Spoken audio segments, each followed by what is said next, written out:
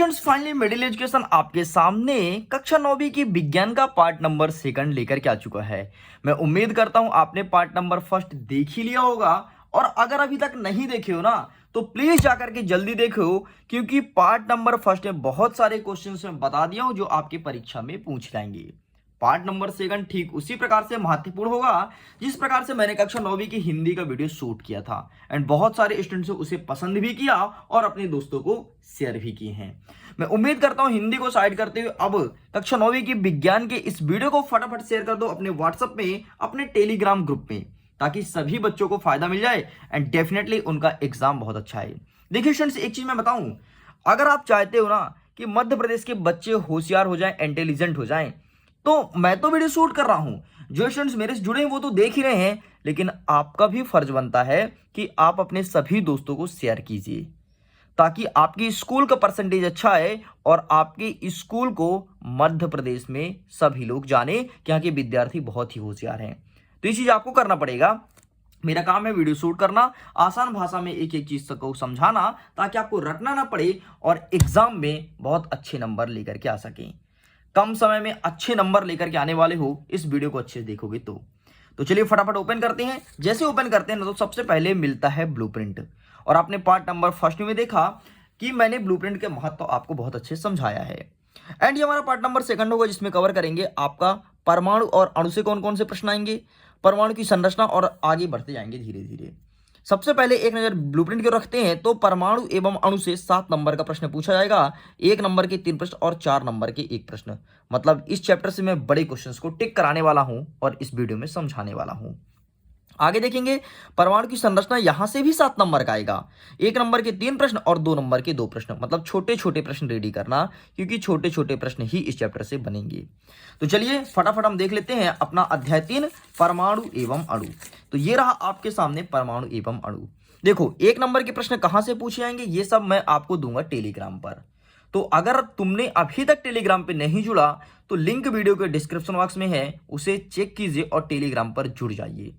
वहीं पर 1 नंबर के प्रश्न भेजे जाएंगे, ठीक है। चलिए स्टूडेंट्स, अब हम देख लेते हैं 4 नंबर के कौन कौन से प्रश्न बनेंगे। प्रश्न जो हमारे एग्जाम में आएगा वो है द्रव्यमान संरक्षण का नियम, उदाहरण देकर के समझाइए। देखो द्रव्यमान संरक्षण के नियम को ऊर्जा संरक्षण के नियम के नाम से जानते हैं। तो अगर परीक्षा में लिखा आ जाए ऊर्जा संरक्षण का नियम तो कंफ्यूज मत होना, क्लियर रहना कि द्रव्यमान संरक्षण का नियम ही ऊर्जा संरक्षण का नियम है। तो इसका डेफिनेशन क्या है कि ऊर्जा को ना तो हम उत्पन्न कर सकते ना ही नष्ट कर सकते, बल्कि एक रूप से दूसरे रूप में परिवर्तित कर सकते हैं। मतलब ऊर्जा को हम कहीं उत्पन्न नहीं करते हैं ना तो कहीं नष्ट करते हैं। देखो समझो कैसे कि मेरे पास पानी है एक गिलास, और एक गिलास पानी को लेकर के मैं फ्रीजर में रख दिया तो वो जम गया बर्फ। तो पानी को हमने ठोस में बदला है, उसके ऊर्जा को उत्पन्न नहीं किए हैं। जो पानी में एनर्जी था वही एनर्जी ठोस में जाकर के कन्वर्ट हो गया। इसीलिए कहा जाता है कि ऊर्जा को ना तो उत्पन्न कर सकते ना ही नष्ट कर सकते, बल्कि एक रूप से दूसरे रूप में परिवर्तित कर सकते हैं। यही है द्रव्यमान संरक्षण का नियम। और एग्जाम्पल कैसे दोगे तो कुछ इस प्रकार से चित्र बना देना। देखो ठोस से गैस बनना ऊर्ध्वपातन कहलाता है, ठोस से द्रव बनना आपका संगलन या जमना कहलाता है, और द्रव्य से गैस बनना आपका बाष्पीकरण कहलाता है।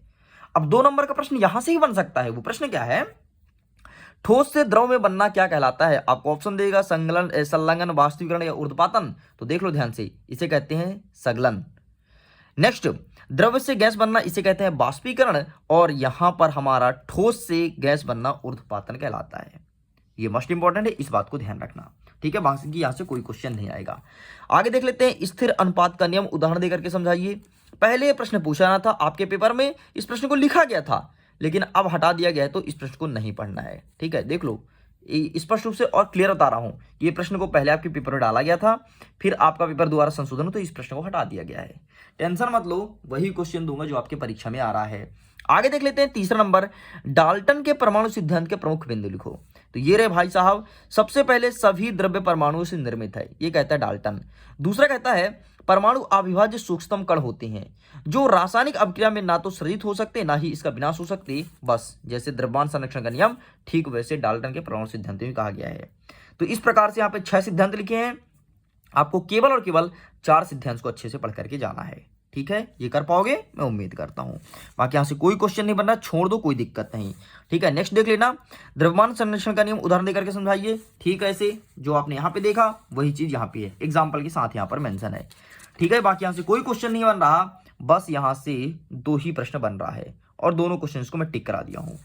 अब न्यूमेरिकल की तरफ आगे बढ़ते हैं और ये देख लो, यहाँ पर सूत्र द्वारा प्रदर्शित करना है। तो ये देख लो, यहाँ पर आपको सूत्र लिखना है कि Al2SO4 का होल थ्राइस को क्या बोलते हैं, इसे बोलते हैं aluminium sulphate.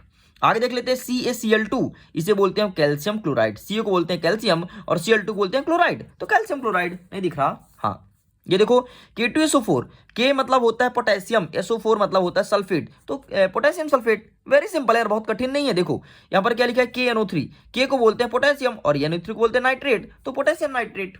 Is very simple, इस प्रकार से आप भी लिख सकते हो और आपकी परीक्षा में पूछा जा सकता है 4 नंबर में।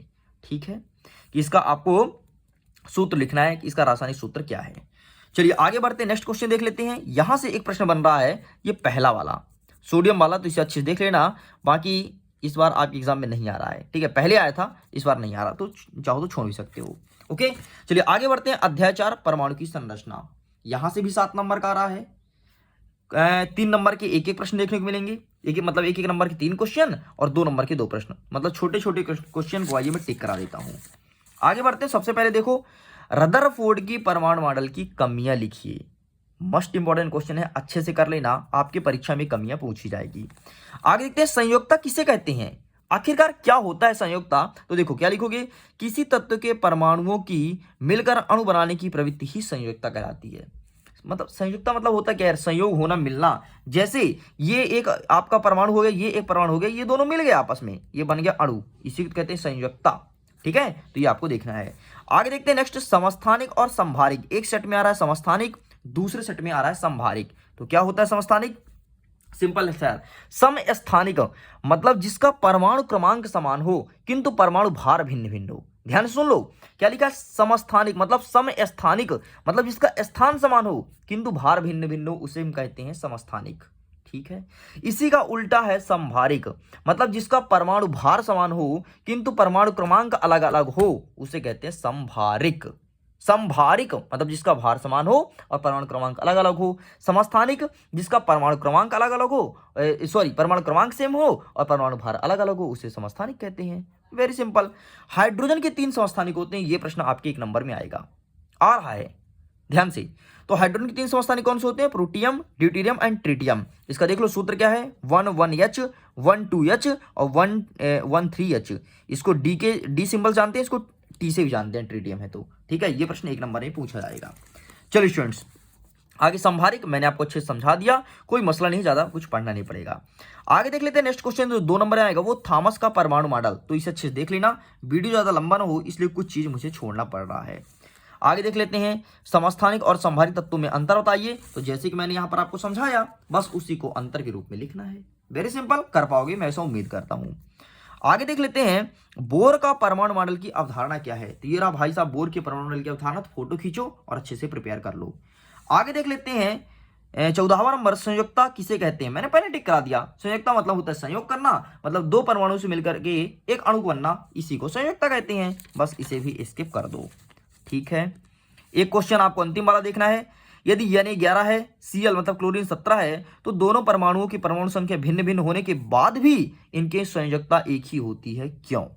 अरे भैया सिंपल सा, सोडियम में एक धनायन होता है, क्लोरीन में एक ऋणायन होता है, धनायन और ऋणायन मिलके अच्छा बंध बनाता है जिसे हम बोलते हैं सोडियम क्लोराइड NaCl, इसलिए इसकी संयोजकता लगभग समान होती है। वेरी सिंपल था। ठीक है, ये देखो अगेन समस्थानिक संभारिक का कोई मतलब नहीं, मैंने पहले टिक करा दिया। बस भाई साहब आपके इस चैप्टर से इतने ही नंबर का आएगा। आगे देख लेते हैं अध्याय 5, जीवन की मौलिक इकाई। यहां से कितने नंबर का पूछा जाएगा, तो यहां से आ रहा है 6 नंबर का, 1 नंबर के 3 प्रश्न, 3 नंबर के 1 प्रश्न। मतलब हमें ना तो ज्यादा छोटा प्रश्न रेडी करना है ना तो ज्यादा बड़ा। तो देख लेते हैं 3 नंबर के हिसाब से कौन कौन से क्वेश्चंस बन रहे हैं। सबसे पहला प्रश्न, माइटोकॉन्ड्रिया का नामांकित चित्र। आपका एमपी बोर्ड ना कसम खा के बैठा है कि हर साल माइटोकॉन्ड्रिया देंगे। मैं आपको बता देता हूं, पिछले 8 साल से लगातार माइटोकॉन्ड्रिया आ रहा है। तुम पुराना पेपर उठा के देखना, पिछले 8 साल से लगातार आ रहा है। और ऐसा नहीं कि वार्षिक उसमें, आपके अर्धवार्षिक में दिया है, इस बार जरूर नहीं दिया था। आपके अर्धवार्षिक में दिया है, आपके त्रैमासिक में दिया है और वार्षिक में तो दिया ही दिया है। इसलिए प्लीज इसका चित्र अच्छे से देख लेना, please please please please please, ठीक है, इस बात को ध्यान देना। चलिए जी आगे देखते हैं नेक्स्ट क्वेश्चन। अमीबा अपना भोजन कैसे प्राप्त करता है, इसे भी अच्छे से देखना है, ठीक है। बाकी यहां से कोई क्वेश्चन नहीं आएगा। नेक्स्ट देखना है आपको समसूत्री विभाजन और अर्धसूत्री विभाजन, तो प्लीज इसे टिक कर लो। एक नेक्स्ट और तगड़ा क्वेश्चन जो अगेन माइटोकॉन्ड्रिया संबंधित है कि माइटोकॉन्ड्रिया का बिजली घर क्यों कहा जाता है, कोशिका का बिजली घर क्यों कहा जाता है। तो देख लो भैया यहाँ पे इसका आंसर लिखा है, तो प्लीज इसका फोटो खींच लो और अच्छे से प्रिपेयर कर लेना।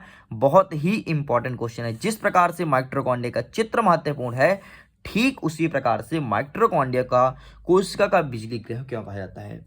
एक चीज आपको बता दूं, अगर आप चाहो तो चित्र छोड़ सकते हो, लेकिन इसे मत छोड़ना, नहीं तो तुम्हारे 3 नंबर कट जाएंगे। सभी सेट में आ रहा है, चाहे आपके एग्जाम में कोई भी सेट देखने को मिले, सभी में आएगा कोशिका का बिजली ग्रह क्यों कहा जाता है, ठीक है। आगे देख लेते हैं प्लास्टिक, इसे छोड़ दो कोई दिक्कत नहीं। आगे देख लेते हैं समसूत्री और अर्धसूत्री में अंतर, तो अंतर 3 अंतर आपको देखना है। वैसे तो मैंने यहाँ पे आपको समसूत्री सूत्री पर टिक कराया, लेकिन अगेन क्वेश्चन है तो अगेन आप अंतर अच्छे से देख लेना, ठीक है जी। बाकी यहां से कोई क्वेश्चन नहीं आएगा, छोड़ दो कोई दिक्कत नहीं। आगे देख लेते हैं पादप कोशिका और जंतु कोशिका में अंतर और लाइसोसोम को आत्मघाती थैली क्यों कहते हैं। ये 2 प्रश्न अच्छे से रेडी करना। आपके पहले नेक्स्ट जो पेपर बनना था उसमें प्रोकैरियोटिक यूकैरियोटिक कोशिका में अंतर डाले थे, लेकिन अब हटा दिया गया है। अब आपके पेपर में नहीं आ रहा है, अब आपके पेपर में ये दोनों प्रश्न आ रहे हैं, ठीक। तो इसे अच्छे से देख लेना। आपको पता है यहां से टोटल 8 प्रश्न बन रहे हैं। 8 प्रश्न मतलब जो आपके पेपर में देखने को मिलेगा, क्योंकि पेपर 4 सेटों में आ रहा है ना, ठीक। तो ये आपको अच्छे से देखना है। चलिए आगे देख लेते हैं पादप कोशिका और जंतु कोशिका, इसे अच्छे से देख लेना। तो मैंने कितने क्वेश्चन से टिक कराया, 2 यहां से 4। आगे बढ़ते हैं तो ये 5 और ये रहा 6 और ये रहा इसका चित्र 7 और ये रहा 8। देखो 8 के 8 प्रश्न टिक करा दिया हूं जो आपके परीक्षा में आ रहे हैं। बस अब 8 के 8 को अच्छे से रट लो, तुम्हारे एग्जाम बहुत अच्छे जाएंगे, ठीक है जी। छोड़ देते हैं, आगे बढ़ते हैं नेक्स्ट। हमारा नेक्स्ट कहता है अध्याय 6 ऊतक। तो ऊतक को हम जल्द ही मिलेंगे 3rd पार्ट के वीडियो में, जिसमें कवर करेंगे सभी क्वेश्चंस को जो हमारी परीक्षा में आ रहे हैं। यहां से कितने नंबर का आएगा, तो यहां से 7 नंबर का आएगा। तो 3rd पार्ट की वीडियो को वेट कीजिए, जल्द ही अपलोड होने वाला है मिडिल एजुकेशन के यूट्यूब चैनल पर।